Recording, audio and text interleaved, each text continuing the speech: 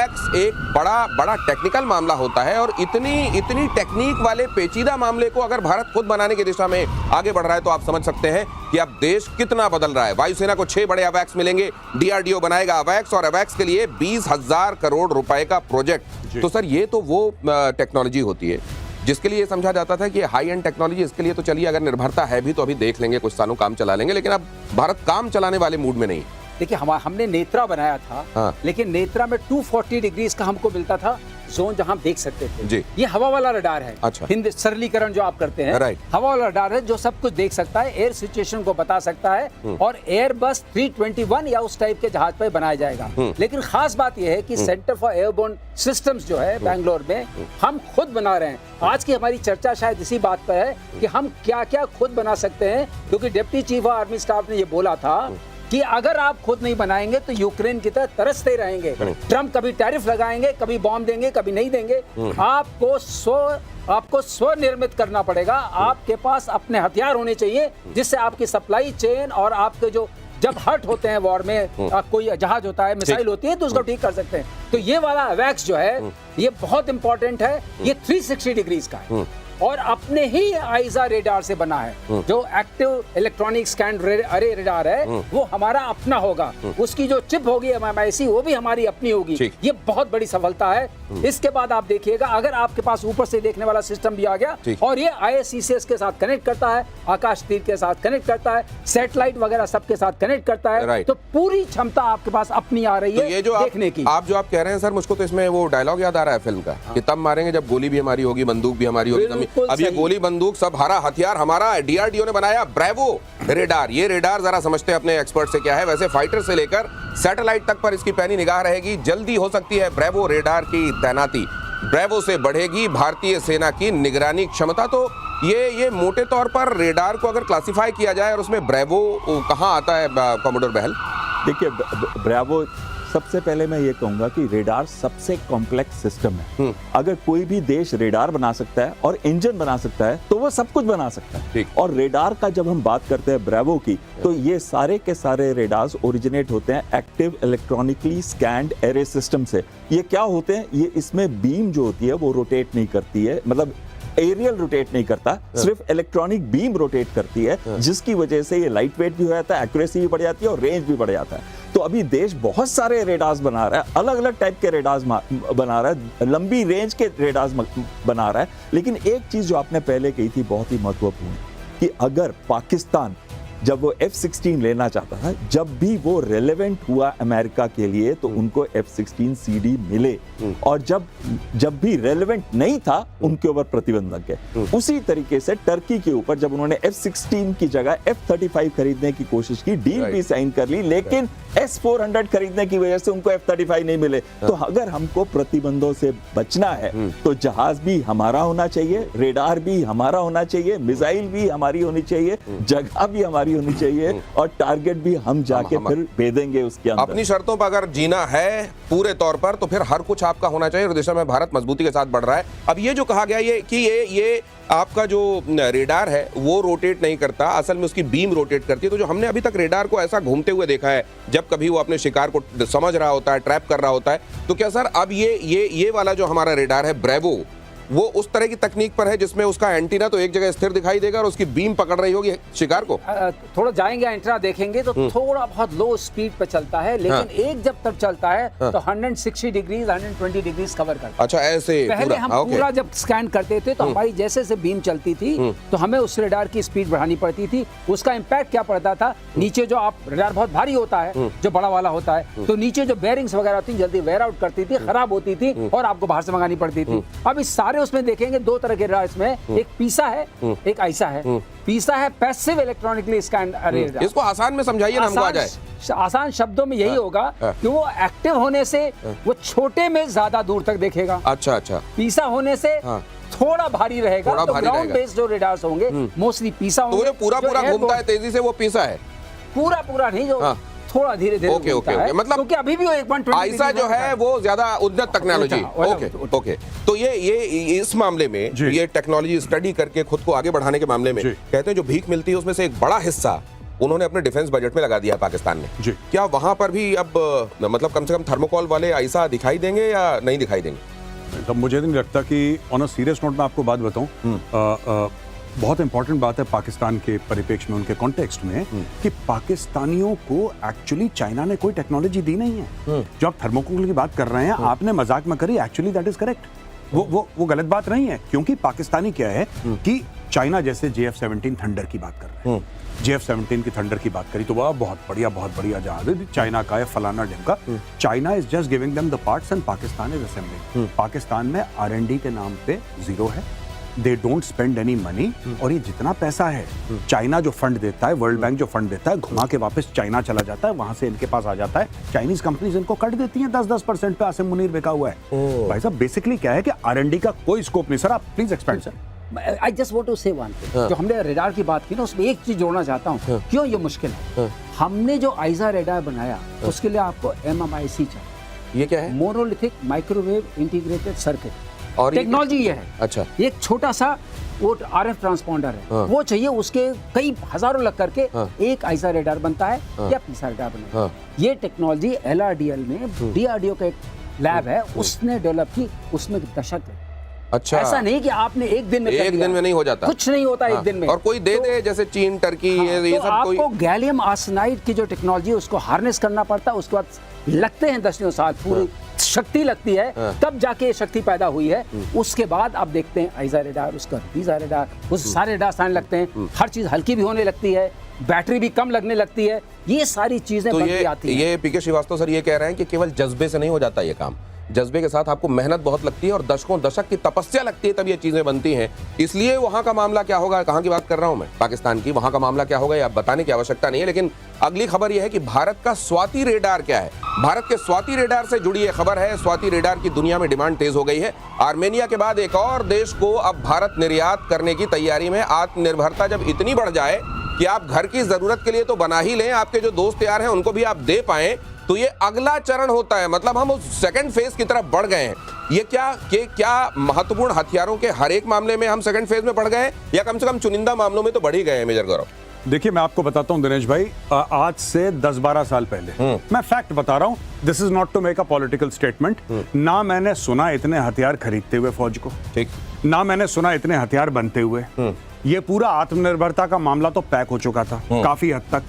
कुछ थे जो जुनूनी टाइप के लोग थे जो लैब में लगे हुए थे बनाने के लिए, मैं उनकी बात नहीं कर रहा, बट दे वर सक्सेसफुल। जैसे सर हैं, सर ने बात करी कि आकाश के ऊपर सर ने काम करा, they were successful not because of the government, they were successful in spite of the government. और उस जमाने की सरकार ने कोई कसर नहीं छोड़ी कि ये लोग फेल हो जाएं, उसके बावजूद ये सक्सेसफुल हुए। पहली बात मैं आपको ये बता दूं, पहली चीज। दूसरी चीज है कि जब दूसरे देश खरीद रहे हैं, ये क्यों ऑपरेशन सिंदूर के बाद अचानक आकाश आकाश आकाश, उसके पहले आप और मैं बात करते थे आकाश के बारे में, कभी आपने सुना कि तीसरा देश बात कर रहा है आकाश के बारे में? क्योंकि आपने आकाश को या आकाश प्राइम को, ये तो एक टेस्ट हुआ था हाई एल्टीट्यूड में जो आपने दिखाया था, आपने इसको रियल लाइफ बैटल सिचुएशन और सिनेरियो में आपने बोला कि लो ठोक दिया। अब लोगों ने बोला अच्छा ये तो काम भी करता है, और आपने दिखा भी दिया काम करते हुए। पाकिस्तान जितना झूठ बोले कि हमने ये कर दिया, ऐसा कर दिया, वैसा कर दिया, देखिए पाकिस्तान को कितने ऑर्डर मिल रहे हैं, चाइना को कितने ऑर्डर मिल रहे हैं, आप ये बताइए मुझे। कि चीन को बड़ी भरमार हो रही है चाइना की। ये सारी की सारी चीजें, ब्रह्मोस दे दो, स्वाति रेडार दे दो, आकाश दे दो, आकाश प्राइम दे दो, ये दे दो। ये क्यों? ऑपरेशन सिंदूर के बाद ये पूरा मामला, पहले भी भारत निर्यात कर रहा था, ऐसी बात नहीं कि नहीं कर रहा था, ये ऑपरेशन सिंदूर के बाद this is taken of 90 degrees. वहां कहते हैं पाकिस्तान में किसी ने पूछा कि क्या इस तरह की स्थिति में जब ये भीख मांग के खाने की नौबत है, क्या ये हथियार आप बना लेंगे? तो किसी ने कहा कि देखिए ऐसा है, बगदाद से लेकर अंडलूसिया तक हमारे जज्बे के चर्चे होते हैं। फाका मस्ती में भी हमने जिहाद जारी रखी है और आगे जारी रखेंगे। मौजूदा जो सिनेरियो है पूरी दुनिया का, उसमें इस तरह का जज्बा, क्या इससे आप जीतते हैं? देखिए कोई जज्बा नहीं है, पाकिस्तानियों का झूठ है, एक छलावा, एक फ्रॉड है, ये 2 नंबर के काम करते हैं। ये कहते हैं जज्बा कुछ नहीं। देखिए आजकल वो लड़ाई नहीं रही कि घोड़े के ऊपर बैठ के आप तलवार से जा रहे हैं और कह रहे हैं कि ठीक है हम गजवाए हिंद करेंगे, एक बटन दबाएंगे वहां पे सीधा पाकिस्तान के अंदर हर हर महादेव। देखिए ये फैक्ट है। आज की तारीख में क्यों पाकिस्तान कह रहा है कि ब्रह्मोस समझ में नहीं आ रहा? कहां गया तुम्हारा जज्बा? 5 ब्रह्मोस फायर करे, जज्बे से पकड़ लो, जेब में डाल लो अपने, इतना बड़ा जज्बा है तुम्हारे पास, तो तुम्हें क्यों चाहिए एयर डिफेंस? तुम जज्बे से पकड़ के डाल लो ना अपने पास, तुम्हारे जज्बे वाली कौम हो, डाल लो जेब में अपने। नहीं, उसके लिए इनको एयर डिफेंस चाहिए और लोगों को जाहिल रख रखा है कि नहीं तुम जज्बे की बात करो। अच्छा, और मजे की बात यह है कि इतने सारे हथियार जहां से भी इनको मिले हों, किसी का नाम जज्बा ही रख लेते हैं। जज्बे की बातें होती हैं और जज्बा केवल जबान तक होता है। भारत की रक्षा क्षेत्र में एक बड़ी कामयाबी, भारत में पहली बार बना फोटोनिक राडार। अब ये अलग अलग तरह, आपने ब्रेवो सुन लिया, स्वाति सुन लिया, फोटोनिक सुनिए। अब फोटोनिक राडार डीआरडीओ ने बनाया देश का पहला ऐसा रेडार। ये रेडार स्टेल्थ फाइटर जेट्स और छोटे छोटे टारगेट्स को भी ट्रैक करने की क्षमता रखता है। Ultra high resolution stealth detection और इलेक्ट्रॉनिक जैमिंग जैसी तकनीक से लैस है ये फोटोनिक रेडार। मतलब ये सिर्फ पकड़ेगा नहीं, ये सॉफ्ट किल भी कर देगा क्या कॉमोडोर साहब? बिल्कुल सही कह रहे हैं। हमने पहले स्वाति वेपन लोकेटिंग रेडार की बात करी कि बैटलफील्ड के अंदर जो वेपन्स हैं डिप्लॉयड उसको लोकेट कर लेता और पिनाका सिस्टम से उसको खत्म भी कर दिया जाता है। और अब हम बात कर रहे हैं फोटोनिक की। फोटोनिक का मतलब ही फोटोन यानी कि लाइट बीम जो होती है उससे होता है। तो यानी कि ये जो रेगुलर रेडार्स नहीं है, ये लाइट बीम का इस्तेमाल करते हुए रेडार्स हैं, तभी ये हाईली एक्यूरेट भी होते हैं और इनको ये स्टेल्थ जो एयरक्राफ्ट होते हैं उनको भी पकड़ सकते हैं, छोटे छोटे जहाजों को, छोटे छोटे ड्रोन्स को भी पकड़ सकते हैं। तो कहीं ना कहीं एक बहुत बड़ी जंप है भारत की टेक्नोलॉजी के अंदर जब हम इस बात पे पहुंचे। तो आपकी बात बिल्कुल सही है। हम ना केवल इसके लिए अब अस्त्रा की भी बात इसके साथ ही जोड़ दूं एक लाइन में, जो बड़ी अच्छी बात बता रहे थे। गैलियम आर्सेनाइड पहले से यूज होता था रेडार्स के अंदर भी या सीकर्स के अंदर भी, अब गैलियम नाइट्राइड यूज कर रहे हैं। अच्छा, जो उससे भी पावरफुल है, उससे भी दूर तक रेंज रखता है और कहीं ना कहीं ये एक बहुत बड़ी जंप है भारत के अंदर। अच्छा। रेडार्स के ऊपर, सीकर्स के ऊपर और साथ साथ में जो वेपन टेक्नोलॉजीज हम इस्तेमाल कर रहे हैं अपनी long range beyond visual range missiles के ऊपर। तो ये इस तरीके से इतनी तेजी के साथ बदल रहा है भारत का पैराडाइम इस मामले में। और तेजस से जुड़ी बड़ी खबर देखिए, तेजस MK-1A के लिए दूसरा इंजन तैयार। जीई एयरोस्पेस ने भारत को सौंपा ये इंजन। L&T ने तेजस के लिए बनाए स्वदेशी विंग्स।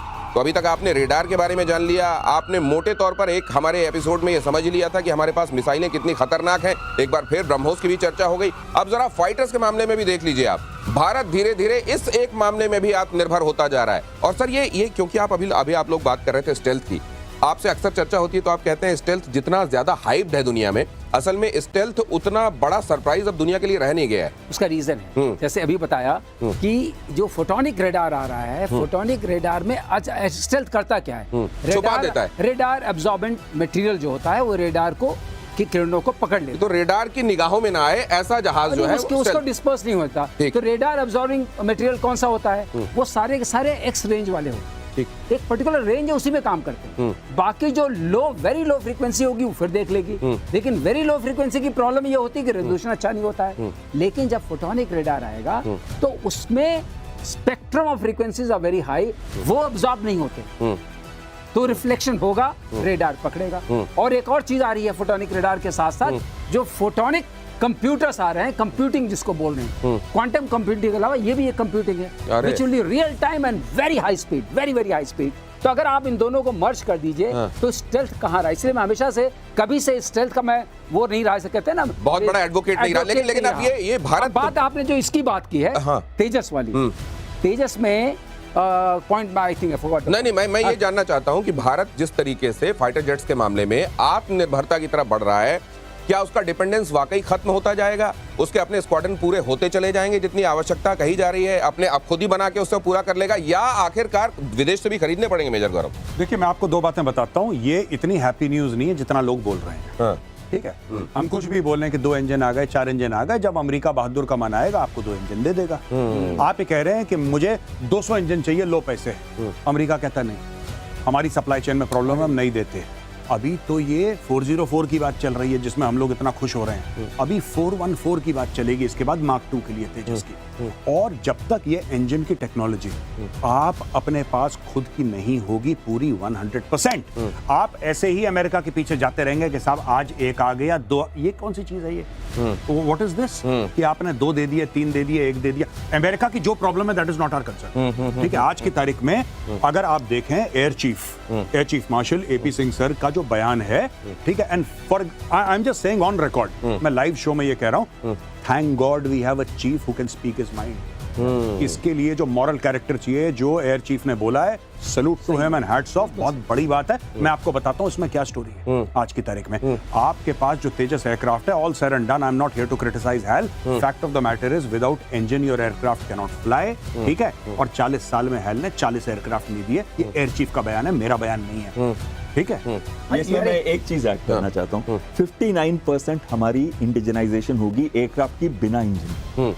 तो आप मतलब सोचिए- आत्मनिर्भरता 59% ही रही बगैर इंजन के। बगैर इंजन के। और अब इसका रेट ऑफ इंडक्शन भी देख लें। 6 जहाज आएंगे मार्च 2026 तक, 16 आएंगे मार्च 2027 तक। शॉर्ट टर्म के लिए हमारे को एक 5th जनरेशन फाइटर की जरूरत है, चाहे हम Su-57 चूज करें। मैं कभी नहीं कहूंगा F-35 लें, क्योंकि Su-57 के साथ ट्रांसफर ऑफ टेक्नोलॉजी सस्ता भी है, $40 मिलियन का है, और साथ में को प्रोडक्शन कर सकते हैं। हमने Su-30 MKI के लिए जितना इंफ्रास्ट्रक्चर तैयार कर रखा है उसका इस्तेमाल हो सकता है, उसमें कुछ इंफ्रास्ट्रक्चर का इस्तेमाल हो सकता है, और लॉन्ग टर्म हमारी जो हेल्प करेगा, हैंड लेकिन होल्डिंग सर आप ये करेगा। जो बता रहे हैं 59%, ये मार्शल सर, हाँ। ये आत्मनिर्भरता इंजन के मामले में कब आएगी हमारी? इंजन के वही बता रहे हैं, जो इसी बात को चर्चा को आगे बढ़ाते हुए आप देखिए जो हमने लाइन सेटअप की है। पहले HAL ने 2 लाइन सेटअप की, 8 एक लाइन का प्रोडक्शन था, 16 थी, अब एक और सेटअप कर दिया है। इसका मतलब आप एरो स्ट्रक्चर्स बना सकते हैं 24 इन अ ईयर। लेकिन 2 इंजन मिलने से क्या होता है, 2 जहाज बनेंगे। 2 जहाज से कहाँ क्या होगा। और पूरे एंड तक आप जब जा रहे हैं तो आपको 6 इंजन मिल रहा है। इससे क्या रेट ऑफ प्रोडक्शन क्या है। अच्छा। और जो एयरफोर्स ने डिक्टेट किया है रेट ऑफ प्रोडक्शन, जो मांगा है, जो कहा है, जो बहुत सालों से आ रहा है। जो आप विंग्स की बात कर रहे हैं, जब मैं LNT में था, मेरे उसमें ये विंग बनता था, ओके, फैसिलिटी में। तो ये विंग तो हमने बना के रखे हुए, तो कोई लेने वाला नहीं था, क्योंकि इंजन नहीं आ रहे थे। इंजन चाहिए, और तो इंजन तेज बहुत रफ्तार बड़ी से चीज़ है। चाहिए। इंजन बहुत 24 इंजन चाहिए आपको हर साल। हर साल 24 इंजन। तो फिर कब जाकर दिक्कत ग्रेड क्या है? आएगी? पहले ये खबर देख लीजिए, उस पर उसके बाद आते हैं कि दिक्कत कहाँ है। रूस में कावेरी इंजन का परीक्षण जारी है। 25 घंटे की उड़ान का परीक्षण बाकी है। एडवांस्ड मीडियम कॉम्बैट एयरक्राफ्ट में हो सकता है कावेरी इंजन का यूज। स्टेल्थ UCAV के लिए परीक्षण हो रहा है। अब जरा समझाइए सर इस खबर को, थ्रेड बेयर समझाइए प्लीज। देखिए ऐसा है कि ये घातक में एक्चुअली क्या था कि जो थ्रस्ट चाहिए था, that thrust was not enough for Tejas. जो किलो न्यूटन इनको चाहिए था, आई थिंक इट वाज 72, 73 और समथिंग। 65 तक हम पहुंच गए। मतलब उसमें जो जोर चाहिए, बेसिकली जो हमें पुश चाहिए तेजस को फ्लाई करने के लिए। लोगों ने बीच में ये भी बोला कि can it fly from an aircraft carrier. अरे भाई, you can't fly from the ground also with Kaveri. लेकिन कावेरी इंजन में फिर से जान फूकी गई, और फिर कावेरी से बोला गया कि घातक जो ड्रोन है हम उसमें इस्तेमाल करेंगे, हमें नहीं इस्तेमाल करना तेजस में। कोई बात नहीं, आगे चल के ठीक हो जाएगा, हम कर लेंगे। अभी फिलहाल जितना थ्रस्ट मिल रहा है that is good enough for घातक ड्रोन। अच्छा। और घातक ड्रोन के साथ इस्तेमाल होके इट विल फ्लाई द घातक। अच्छा, और दोनों ADE जो है, जहां घातक बनता है, एरोनॉटिकल डिफेंस एस्टैब्लिशमेंट, वो बैंगलोर में है। तो इस समय कावेरी वाला भी बैंगलोर में सर है। ये कावेरी और सैफरन भारत में इन दिनों इसकी चर्चा बहुत। चर्चा है। ये चर्चा आज से नहीं है, कई सालों से चल रही है। इस चर्चा में हम भी शामिल हुए थे। बात सिर्फ इतनी है कि किसके साथ हम गठजोड़ करें, कि कावेरी जो हमारा प्रोजेक्ट है वो हमें 110 to 115 किलो न्यूटन का थ्रस्ट का इंजन दे सके उस वेट में। तो जो हम इसको हमने टारगेट किया था कावेरी को 98 टन। दिक्कत कहाँ आ रही है? किलो न्यूटन टन के नंबर ऑफ इंजन्स के प्रोडक्शन में और वो थ्रस्ट जनरेट अभी करने में। हमने वो मटेरियल साइंस या वो टेक्नोलॉजी, वो हाई टेम्परेचर पर जो होता है, वो एक क्रिस्टल ब्लेड चाहिए, वो हम ही अपना नहीं बना पाए। अच्छा, तो ये तो सब फिर तो सबसे रिलायबल तो रशिया ही लग रहा है सर, जिसके साथ आप आगे बढ़ा सकते हैं इसको। हाँ। देखिए, अगर स्टेल्थ एयरक्राफ्ट हम डेवलप कर रहे हैं, एमका कर रहे हैं, 15,000 करोड़ हमने पिछले साल दे दिए थे मार्च 2024 में, लेकिन उसका भी प्रोटोटाइप कब फ्लाई करेगा? 2027-28 पे, और उसका मिलेगा कब? 2035 में प्रोडक्शन शुरू होगा। तब तक तो पाकिस्तान 2 अभी लेने की कोशिश कर रहा है। चीन के पास 200 J-20 5th जनरेशन एयरक्राफ्ट है। अगर हमको कुछ भी करना है तो अभी Su-57 हमें आज लेना पड़ेगा, कल लेना चाहिए था पर आज लेना पड़ेगा। और साथ में रशिया हमको हेल्प करेगा स्टेल्थ इंजन डेवलप करने में भी, ये उन्होंने हमको प्रॉमिस किया कि साथ में, और एडवांस उसके लॉन्ग रेंज वेपन सिस्टम्स है जो Su-57 के साथ इंटीग्रेट हो। उनका रेडार जो है F-35 से बेटर रेडार है, और साथ में जो उसके रेंजेस हैं उसके वेपन सिस्टम्स के, वो कहीं ना कहीं बहुत ही बेहतर हैं अमेरिकन वेपन सिस्टम से। प्लस हम रशियन सिस्टम्स के साथ यूज्ड टू हैं, तो हम इतने सालों से वो सिस्टम इस्तेमाल कर रहे हैं, हमें उनकी लैंग्वेज पता है, हमें पता है वो कैसे इंटीग्रेट किया जाता है और कैसे बिहेव करते हैं। और वो हमारे साथ थिक एंड थिन में खड़े रहे हैं। और दूसरी बात ये है कि इंजन के मामले में, ये इंजन को अगर हटा देते हैं आप, 59% आत्मनिर्भरता कम से कम इस मामले में हम कुछ आगे प्रगति कर रहे हैं। हालांकि आसान नहीं होती है, ये अगर आसान होता तो कर लिया जाता शायद ओवरनाइट। इसलिए पाकिस्तान जैसे मुल्कों को टैकल करने के लिए तो हम वैसे ही बहुत आगे हैं, लेकिन थ्रेट है चाइना। इस बीच ये खबर देखिए कि डीआरडीओ के बड़े प्रोजेक्ट गांडीव पर एक अपडेट है। गांडीव प्रोजेक्ट के तहत बनेंगी घातक मिसाइलें। गांडीव प्रोजेक्ट में कई तरह की मिसाइलें बनाई जाएंगी, सीरीज ऑफ मिसाइलें होंगी। और गांडीव प्रोजेक्ट के तहत नाम तो सर अर्जुन के धनुष का दिया गया है, और उसी तरह अचूक होंगी ये मिसाइलें। काम भी वही है। जो गांडीव प्रोजेक्ट का मतलब है आपका अस्त्रा मार्क 1, अस्त्रा मार्क 2, अस्त्रा मार्क 3 जो आजकल चल रहा है। ठीक। और जब मार्क 1, मार्क 2, मार्क 3 बोलते हैं तो नेचुरली आपको समझ में आ जाता है कि रेंज बढ़ती जाए। तो लेटेस्ट जो है अस्त्रा मार्क 3 चल रही है, जिसका परीक्षण हुआ है। मैं तो मार्क 1, 2, 3 और इसमें ये समझता हूँ कि रफ्तार बढ़ती जा रही है। रफ्तार और रेंज, अच्छा दोनों बढ़ रही हैं। दोनों। अच्छा। मिसाइल के लिए दो चीजें बड़ी इंपॉर्टेंट होती है, रफ्तार, रेंज, और उसको कम से कम आप देख सकें। तो उसकी जो आप देखेंगे उसका डायमीटर भी थोड़ा कम होता जाए। लिथैलिटी बढ़ गई, लिथैलिटी बढ़ गई, मतलब दिखना कम हो गया, उसकी मारक क्षमता बढ़ गई, मारक क्षमता बढ़ घातक गई, ज्यादा हो गई, लेकिन स्लीक हो गई। वो स्लीक हो गई, पकड़ने में कम आ रही है, अच्छा। स्पीड ज्यादा चल रही है और दूर से मारती है। ये सारी की सारी चीजें ओवरऑल जो सर समझाने की कोशिश कर रहे हैं, अस्त्रा 1, 2, 3 better and better and better next generation. एक और इसमें एयर टू एयर मिसाइल में एक और गुण होता है, वो होता है जिसको बोलते हैं no escape zone. No escape zone जो है इसका बढ़ता जा रहा है। इसका जो है नो एस्केप जोन मतलब करीब 80 किलोमीटर है। ये नो एस्केप जोन मतलब जहां पर ये अचूक रहेगी, जितने अगर एरिया के अंदर अंदर इसको शिकार मिल गया मतलब वो शिकार गया, निपट गया। वो नो एस्केप जोन जो है ये धीरे धीरे बढ़ता जा रहा है। सर आपके पास आ रहा हूं ये खबर बताने के बाद, क्योंकि इसी से जुड़ी हुई खबर है। अस्त्र MK1 का कामयाब परीक्षण कर लिया गया है।